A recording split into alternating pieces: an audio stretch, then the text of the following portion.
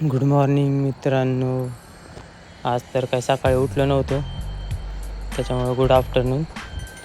तर मग आवरून तर सकाळीच झालं होतं, जेवण वगैरे पण झालं होतं. मग तिथून जायचं होतं समर्थींच्या शॉपला, कारण का आपला तुषा भाऊ गेला आहे घरी. मग शॉप तर क्लोजच होतं. मग मी गेलो, शॉप ओपन केलं, बसून घेतलं थोडा वेळ.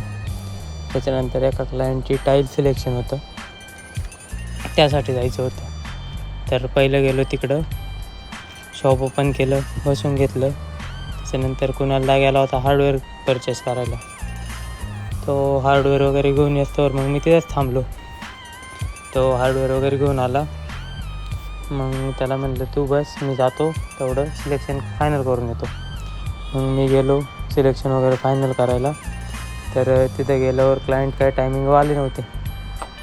तोवर मग थांबले एका शोरूम बाहेर, कारण का गाडी पण बघायची होती जायच्या टाईमला. मग तेवढ्यात क्लायंट आले. मग क्लायंटला घेऊन डायरेक्ट गेलो सिलेक्शनसाठी.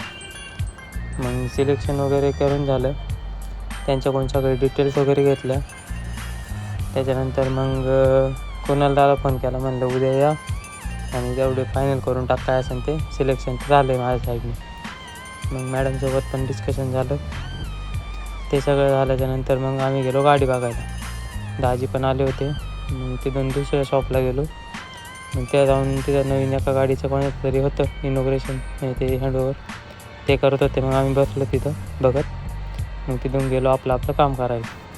ते सगळं झाल्याच्यानंतर मग बाकीची जरा छोटी मोठी कामं होती ते आटपली. त्याच्यानंतर मग आलो डायरेक्ट रूमवर आलो, जेवण वगैरे केलं.